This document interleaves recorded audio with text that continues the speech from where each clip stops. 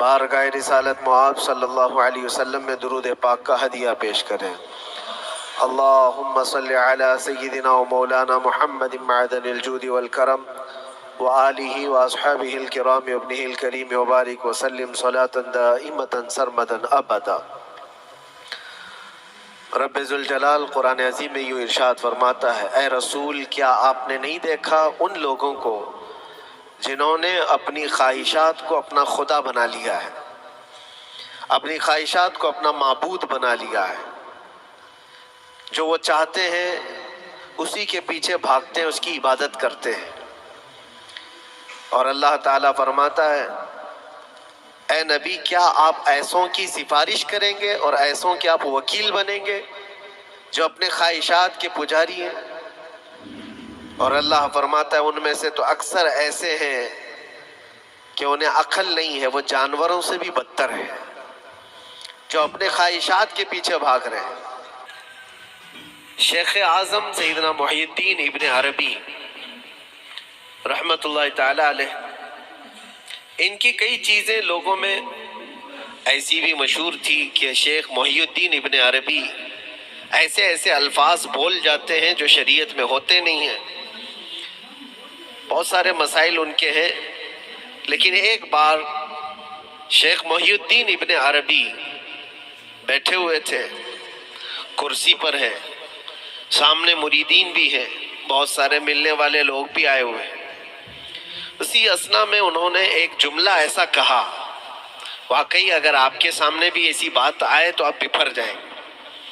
شیخ محی الدین ابن عربی کہتے ہیں، اے لوگوں جو تم سب یہاں میرے پاس بیٹھے ہو، تمہارا خدا میرے پاؤں کے نیچے ہوتا ہے،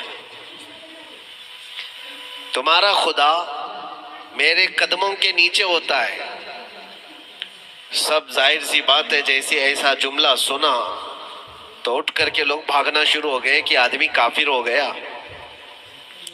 شیخ اعظم ہیں یہ حضرت محی الدین ابن عربی، جن کی بہت ساری کتابیں ہیں، تصوف میں آپ کا ایک بہت بڑا باب ہے۔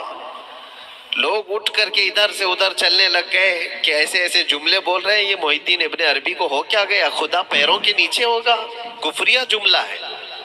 سب تو چلے گئے، دو باقی رہ گئے جو مخصوص مریدین میں سے تھے۔ انہوں نے کہا کہ حضور جو جملے سنے ہم کو بھی کانوں پر یہ وزن لگ رہے ہیں، لیکن کیوں کہا آپ نے ایسا؟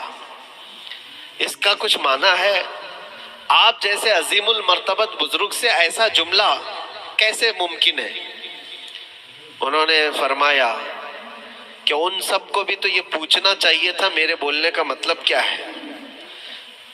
فوراً بدگمانی کیا اور بھاگ گئے۔ تم دو باقی رہ گئے، میں بتاتا ہوں کہ میں نے یہ جملہ کیوں کہا تھا۔ کرسی پر بیٹھے تھے اور چٹائی نیچے بچھی ہوئی تھی یا قالین بچھی ہوئی تھی جس پر لوگ بیٹھے ہوئے تھے۔ آپ نے اپنے ان دو مریدین سے کہا یہ چٹائی اٹھاؤ۔ چٹائی اٹھائی تو دیکھا وہاں پر سونے کے چاندی کے سب سکے رکھے ہوئے تھے جو شیخ محی الدین ابن عربی کے پیروں کے نیچے تھے۔ کہا وہ جتنے آئے تھے وہ اسی کی عبادت کرتے تھے، اس لیے میں نے کہا کہ تمہارا خدا میرے پاؤں کے نیچے ہوتا ہے۔ وہ خواہشات کے پجاری ہیں، میں نے اللہ نہیں کہا۔ اللہ رب العزت وہ قادر مطلق ہے، میں نے کہا جس کی تم عبادت کرتے ہو، جس کو تم خدا بنائے رکھے ہو، وہ میرے پیروں کے نیچے ہوتا ہے۔ اور حقیقت ہے میرے عزیزوں، جنہوں نے خواہشات کے پیچھے بھاگنا شروع کیا، در حقیقت وہ اپنا خدا بنا چکے ہیں۔ کیا ایسا نہیں ہوتا ہے کہ جو بندہ ضدی طبیعت کا ہوتا ہے، چاہ لیتا ہے کہ یہ مجھے چاہیے تو چاہیے، یہ مجھے چاہیے تو چاہیے، یہ جو ضد ہے اپنی خواہش کو پوری کرنا، یہاں پر کہا گیا ہے کہ وہ اپنی خواہش کی عبادت کر رہا ہے، اس کے پیچھے بھاگ رہا ہے۔ اسی لیے اللہ کے نبی صلی اللہ تعالیٰ علیہ وسلم کی ایک حدیث میں آپ کو سناؤں۔ حضور اکرم صلی اللہ علیہ وسلم ارشاد فرماتے ہیں، لا یؤمن احدکم حتی یکون ہواہ تبعا لما جئت بہ۔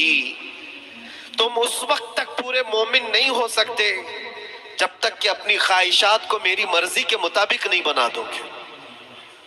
حضور کے قدموں میں لا کر اپنی ہر خواہش کو قربان کرنا ہو، یہ نہیں کہ میری چاہت تو ایسی ہے میں خواہش ایسی رکھتا ہوں لیکن شریعت ایسا کہتی ہے، یہ جب ٹکراؤ آیا تو سمجھ لو کہ تمہارے اندر ایمان آیا ہی نہیں ہے، تم مومن نہیں ہو۔